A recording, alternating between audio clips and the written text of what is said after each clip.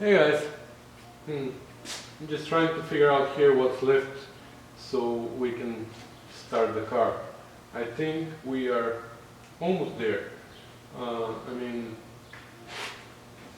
We just need to finish the wiring here for the ignition coil, the distributor, and we have this electronic ignition, so we need to hook up this and secure it somewhere. We have to make sure that there are no wires that are live and can touch somewhere. We need to finish the wiring and the ignition switch. The fuel line here is not connected to the pump, and actually the rear end of the fuel line is not connected to the gas tank because the gas tank is not there, so we have to install the gas tank. We have to fill up the brakes and the clutch systems, and we have to bleed them, and I think that's pretty much it. Oh, the e-brake, the cables are hanging under the car, so I need to go underneath and feed them through inside, at least, even if not connect them, at least feed them inside so I don't damage them under the car. And yeah, just a few little things, and we're gonna be able to try and start it. Right. Oh, by the way, don't look for this hose, I found it. I found it and installed it. Where? I'm not gonna tell you.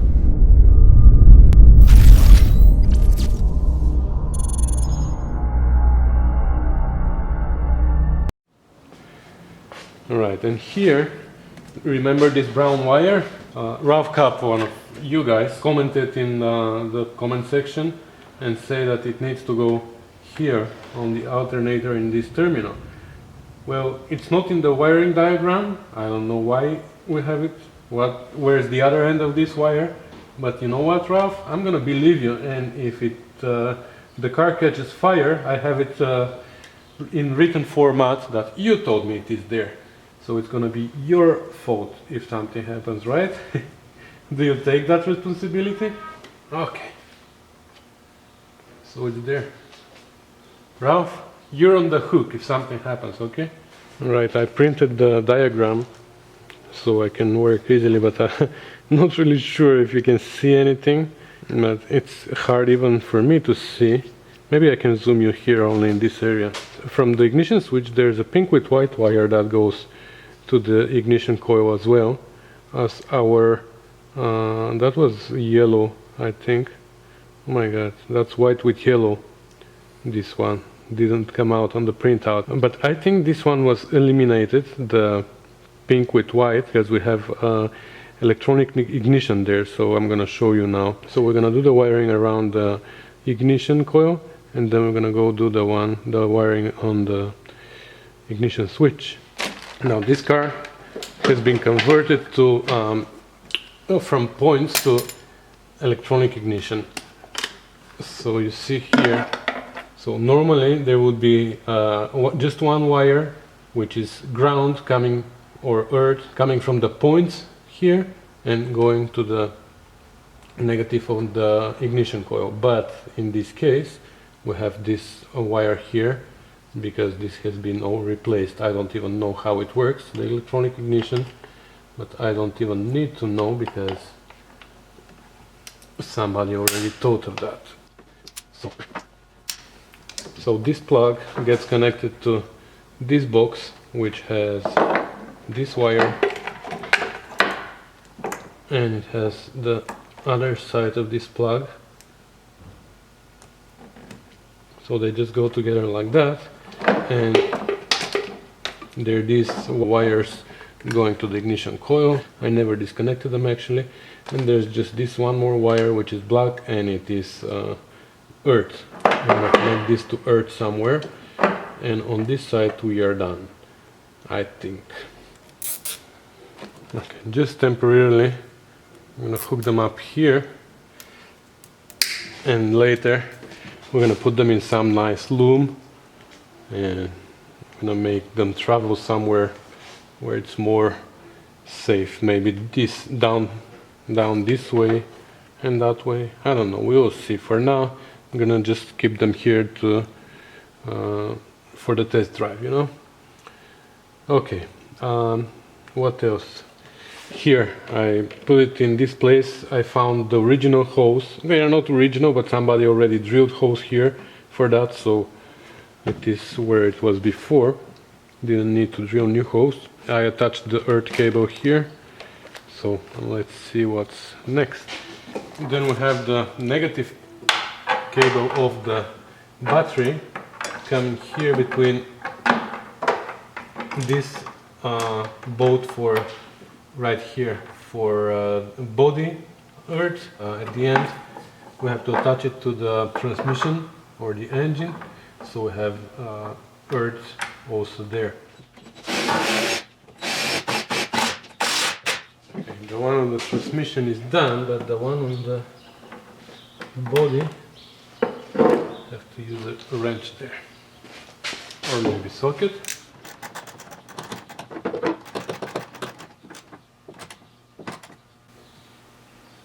Okay. Wow, so we have battery cables. Good. So you know what I suggest?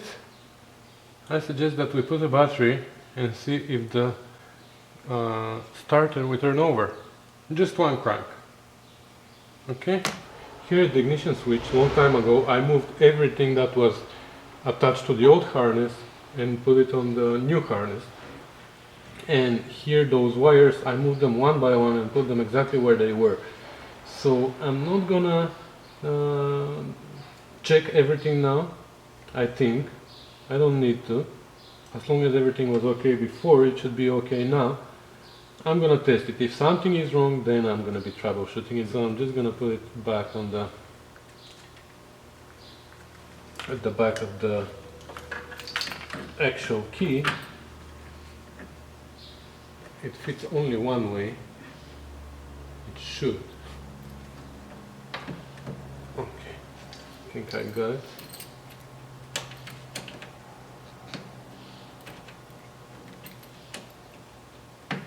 Yeah, click in.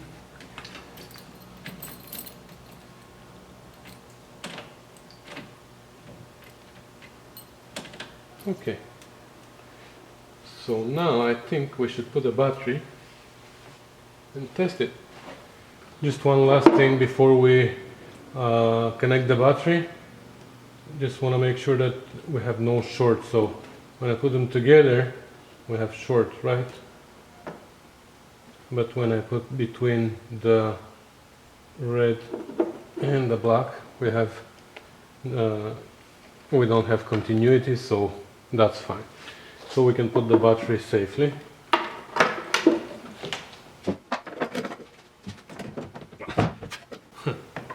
This is the first time this car has a battery in I don't know how many years. Okay, no sparks, which is good, right? Okay, not gonna tighten them. Just want to see if the starter will crank. So, ready? Ignition on. Nothing happens, so let's try and crank it now. Yes! She's alive! Good, that's it. No more. I'm gonna resist the urge to try and start it now because there's so many other things that I need to do.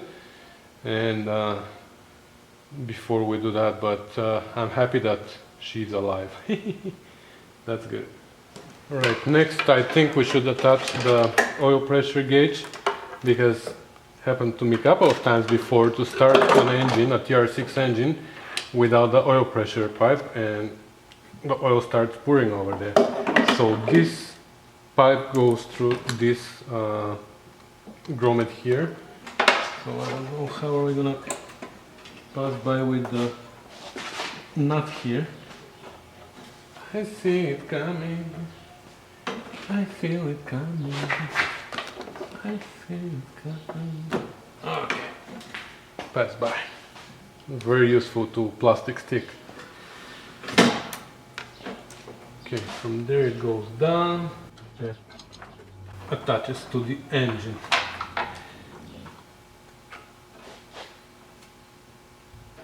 Okay.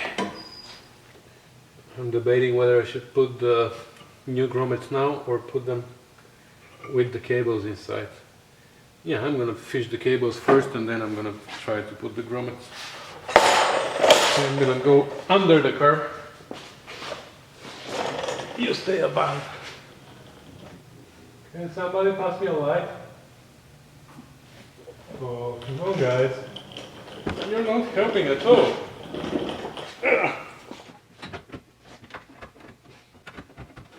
Alright, now pull. A little bit more, a little bit more. Okay. Enough, okay? Good, let's do the other one. Where is the hole?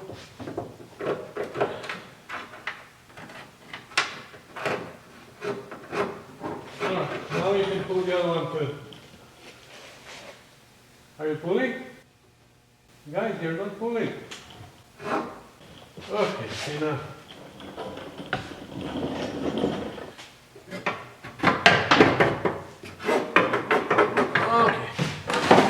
Okay, now if you remember, in the grommet set, we had bags, a bag for the trunk, or the boot, and we have a bag for the cockpit. I think this is one, and this is two, right? And there are no more of these. Let's see if I'm gonna be able to put it on now with the cable inside it.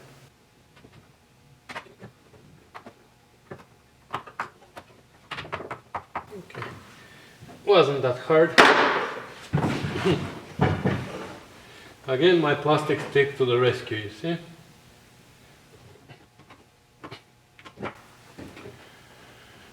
Okay, we don't need to connect them for now. For the test drive, we should fix our regular brakes, right? Okay, here we're going with regular .3 brake fluid.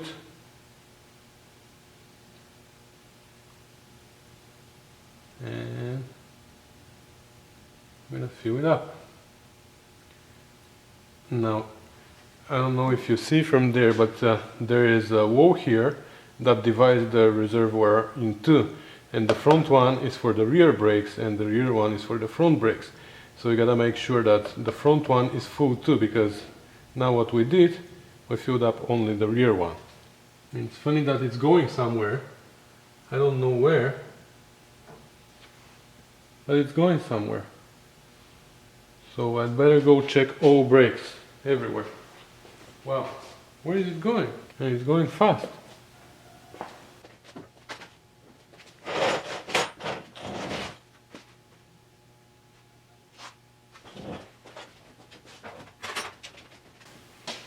Okay, we have a leak. Oh my god. There's a loose fitting here. Sorry guys, there's no time for you to set you up, but one of the fittings on the PDWA was loose. Come. Wow. I don't know how I left it loose. I'm pretty sure I checked everything if it was tight, but somehow I left it loose. It wasn't leaking, it was dripping, you know.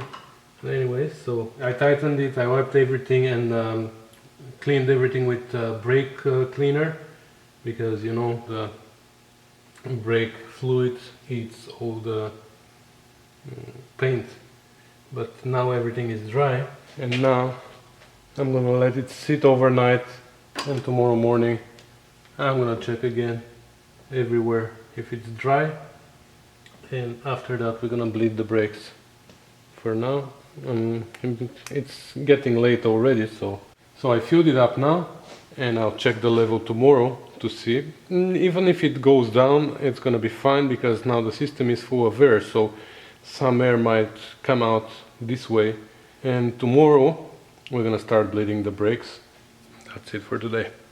See you in 2 minutes. Alright, it's the next night, and actually I checked already in the morning when I came, and the level is still where we left it yesterday, so that's good. But I'm not sure it's perfect, because over there under the car, right there, this is from yesterday, from where I didn't tighten the fitting and it leaked. But this over there is something new.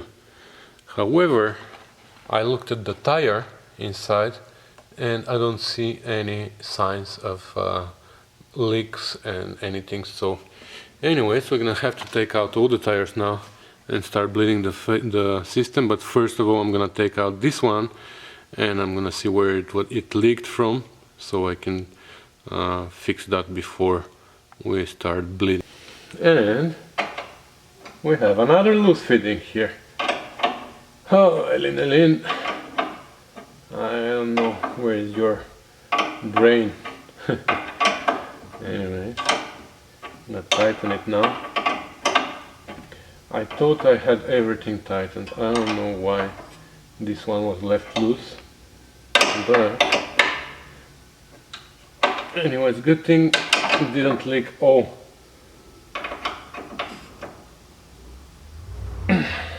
Anyways, hopefully that's the last loose fitting. Alright, so all the tires are off now. Here the leak is fixed. So I'm gonna start bleeding the brakes, and I'm gonna start by the rear right wheel, because it's the farthest from the master cylinder, then the rear left, then the front right, then the front left. And I'm gonna use my vacuum pump and I'm gonna show you how I use it. Alright, it's a little bit tight here, but we can do it. So how does the vacuum pump work? So obviously this is the vacuum pump, and when you pump like that, it creates vacuum. Let me loosen it up.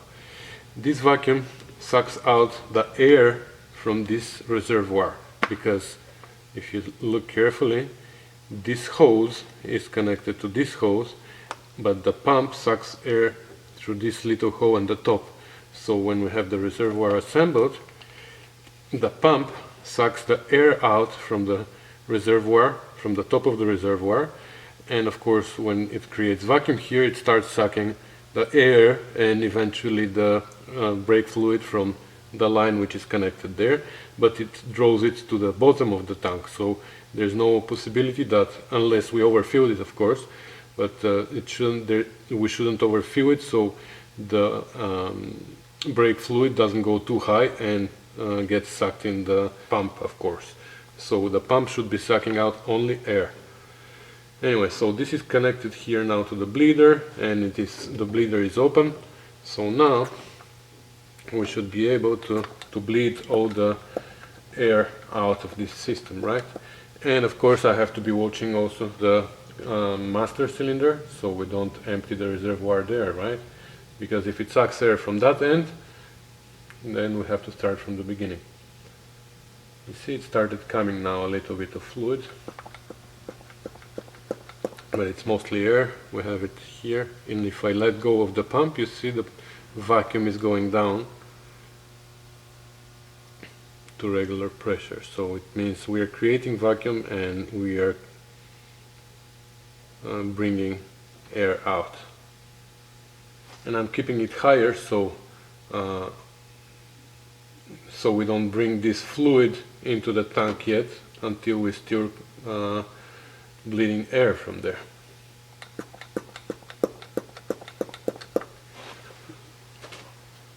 Okay, our reservoir in the master cylinder is still full. It's going down, but not a lot, which is good. There are vacuum pumps that use compressed air, but mine is manual, you see. But it works great for me. You can also do that just by gravity, but you have to wait forever. You can just open the bleeder, have a hose, put it on the floor with inside a bottle or something, and wait for the gravity to do its job, but I tried that before, it takes forever. So it's better if you can suck the air out. See, more and more fluid is coming now, but still a lot of air.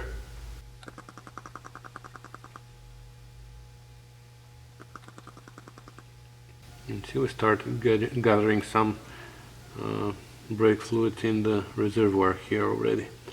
So we have to watch that and empty it when it gets filled, because I don't want to suck it with the vacuum pump, as I said.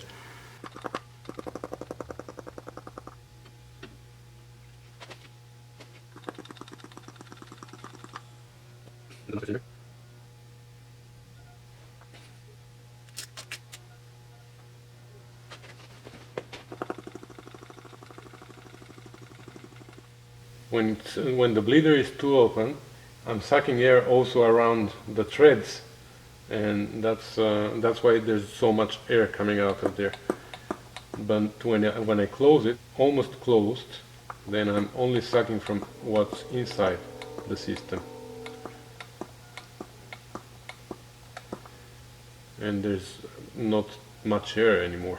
Okay, so I think what we're gonna do is we're gonna close this one now. We're gonna go to the rear left, then rear right, then front right and front left, and then we're gonna come back here again. We're gonna do 2 circles. Now by bleeding the rear right wheel, we bled the whole line from the master cylinder to the rear right, of course.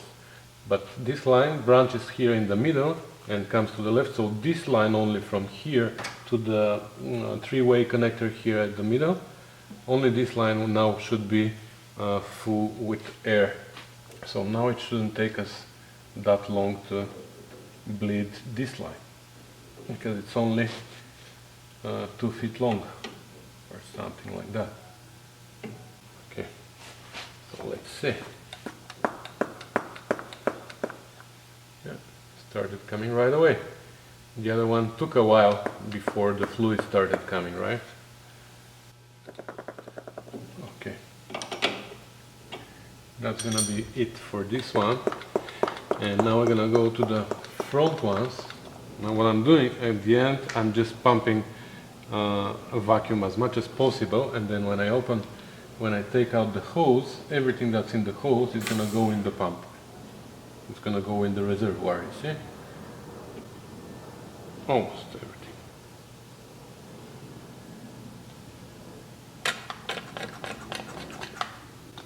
Okay, so now I'm gonna go to the front right and then to the front left, and we're gonna do one more circle after that, but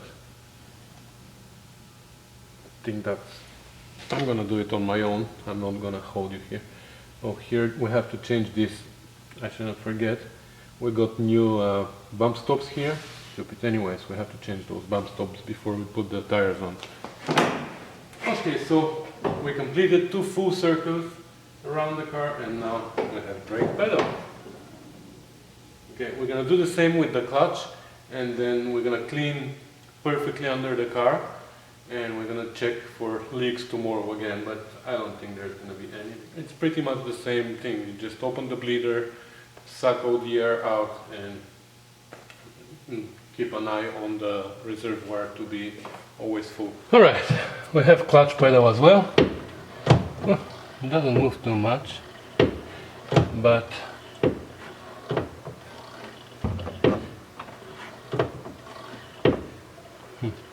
I think we'll have to adjust it.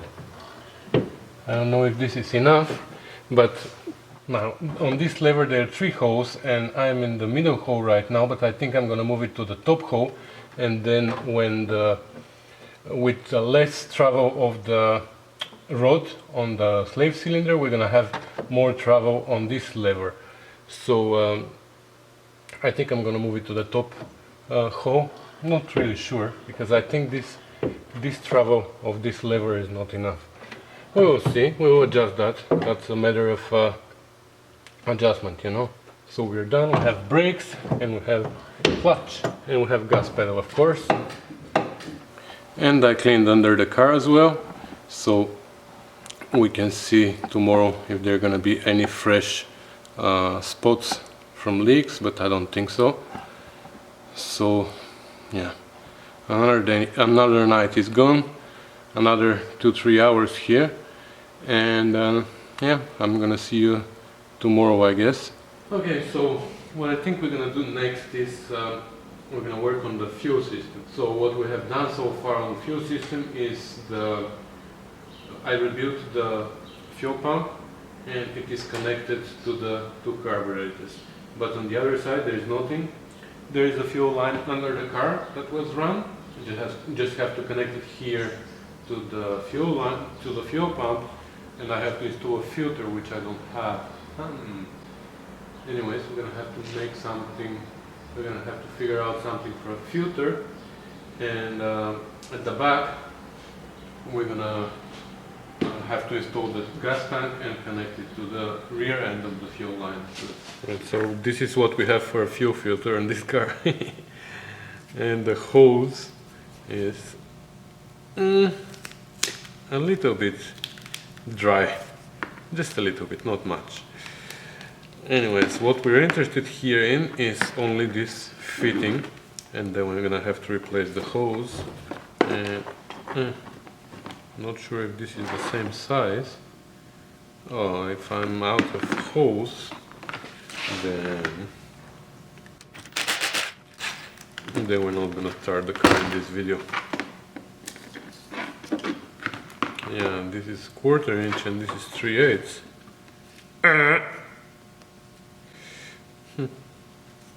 So, you know what I'm gonna do?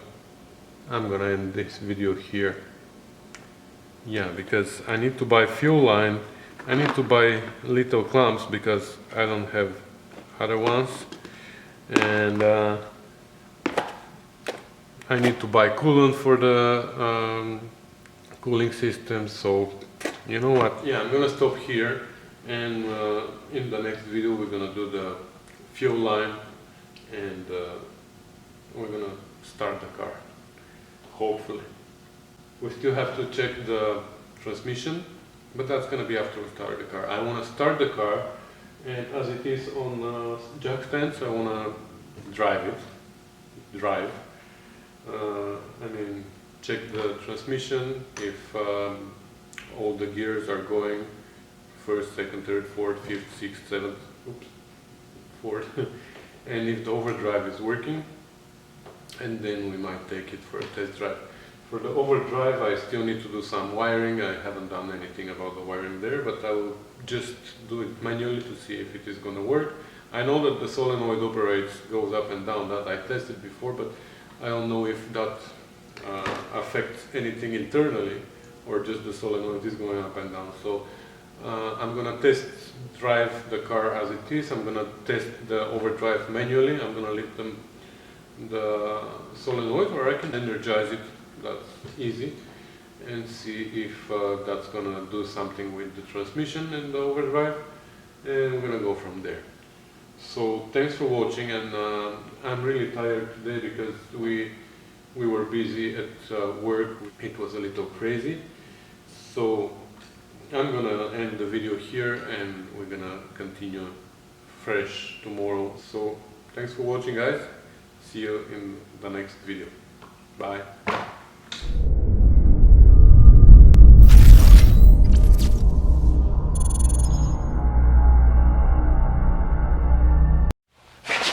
Now by bleeding the rear light,